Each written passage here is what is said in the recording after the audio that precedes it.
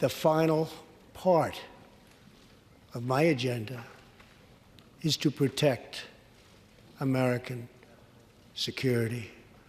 Over the last 2 years, we have begun to fully rebuild the United States military with $700 billion last year and $716 billion this year. We are also getting other nations to pay their fair share. Finally.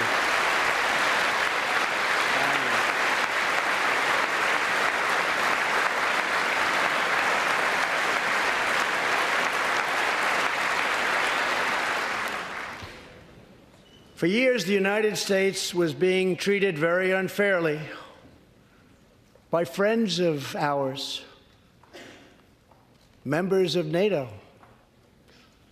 But now we have secured, over the last couple of years, more than $100 billion of increase in defense spending from our NATO allies.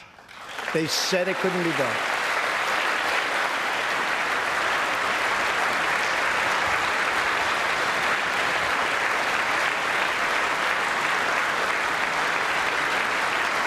As part of our military buildup, the United States is developing a state-of-the-art missile defense system. Under my administration, we will never apologize for advancing America's interests. For example, decades ago, the United States entered into a treaty with Russia in which we agreed to limit and reduce our missile capability. While we followed the agreement and the rules to the letter, Russia repeatedly violated its terms. It's been going on for many years. That is why I announced that the United States is officially withdrawing from the Intermediate Range Nuclear Forces Treaty, or INF Treaty. Perhaps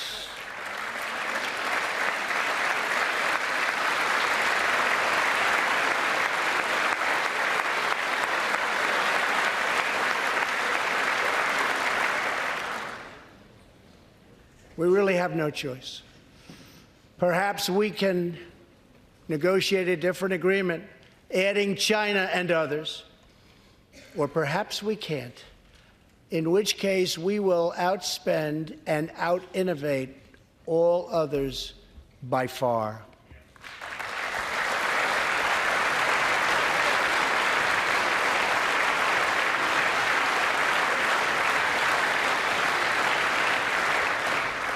As part of a bold new diplomacy, we continue our historic push for peace on the Korean Peninsula. Our hostages have come home. Nuclear testing has stopped, and there has not been a missile launch in more than 15 months. If I had not been elected President of the United States, we would right now, in my opinion, be in a major war with North Korea.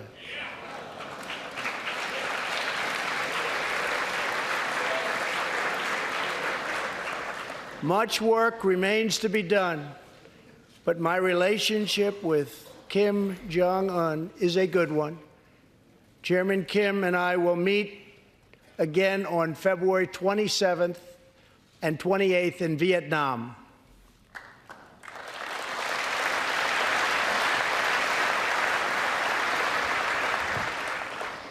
Two weeks ago, the United States officially recognized the legitimate government of Venezuela and its new president, Juan Guaido.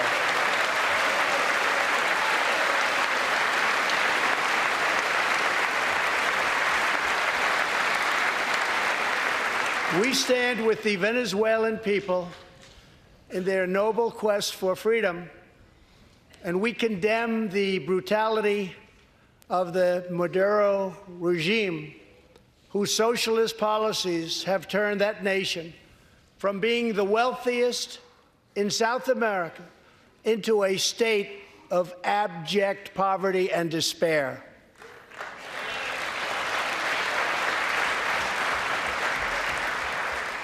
Here in the United States, we are alarmed by the new calls to adopt socialism in our country. America was founded on liberty and independence, and not government coercion, domination, and control.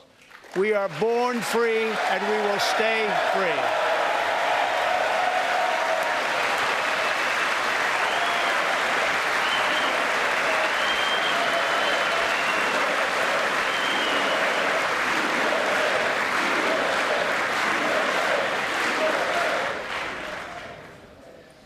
Tonight, we renew our resolve that America will never be a socialist country.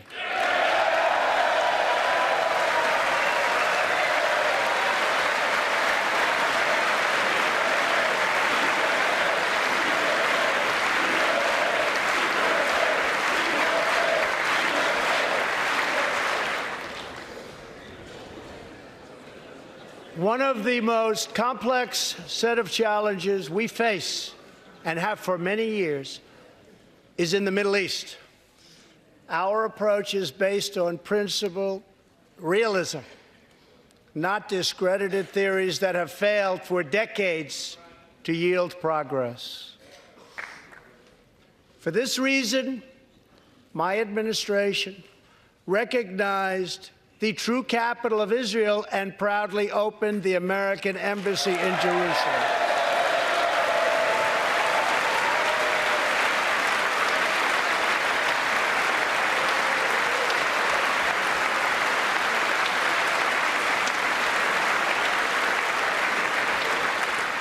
Our brave troops have now been fighting in the Middle East for almost 19 years.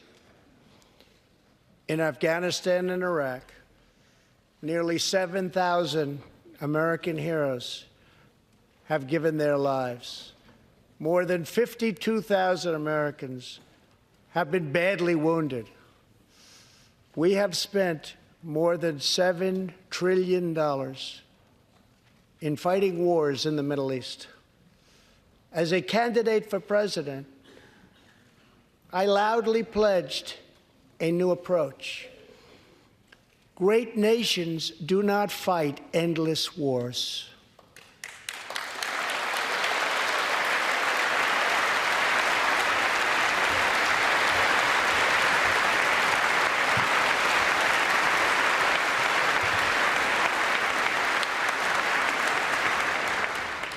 When I took office, ISIS controlled more than 20,000 square miles in Iraq and Syria just 2 years ago. Today, we have liberated virtually all of the territory from the grip of these bloodthirsty monsters. Now, as we work with our allies to destroy the remnants of ISIS, it is time to give our brave warriors in Syria a warm welcome home. I have also accelerated our negotiations to reach, if possible, a political settlement in Afghanistan. The opposing side is also very happy to be negotiating. Our troops have fought with unmatched valor, and thanks to their bravery, we are now able to pursue a possible political solution to this long and bloody conflict.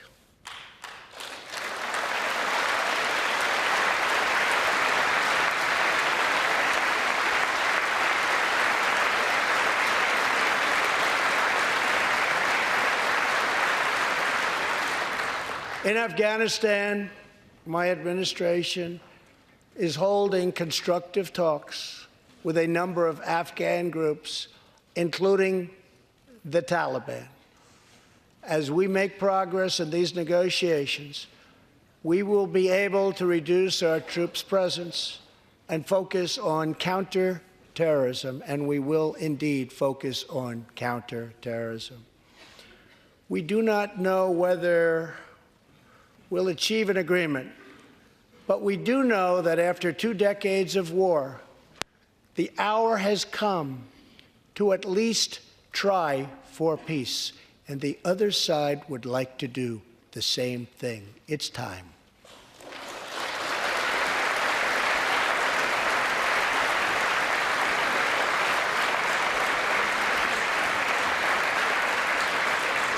Above all, friend and foe alike must never doubt this nation's power and will to defend our people.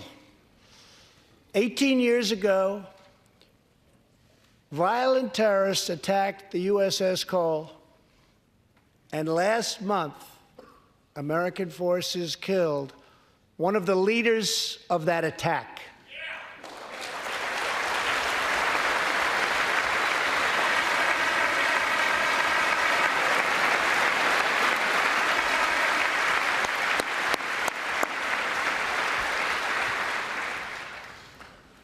We are honored to be joined tonight by Tom Wibberley, whose son, Navy seaman Craig Wibberley, was one of the 17 sailors we tragically lost. Tom, we vow to always remember the heroes of the USS Cole. Thank you, Tom.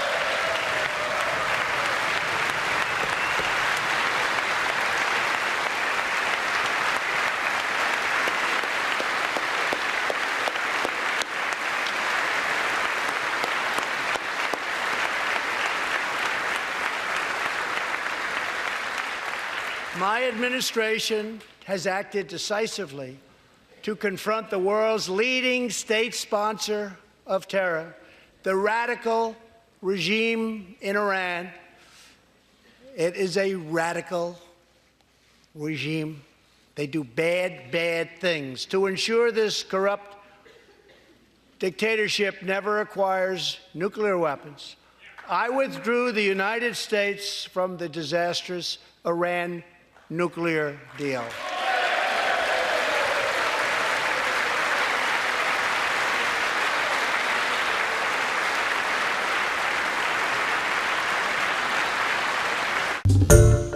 Hi everyone, George Stephanopoulos here. Thanks for checking out the ABC News YouTube channel. If you'd like to get more videos, show highlights, and watch live event coverage, click on the right over here to subscribe to our channel, and don't forget to download the ABC News app for breaking news alerts. Thanks for watching.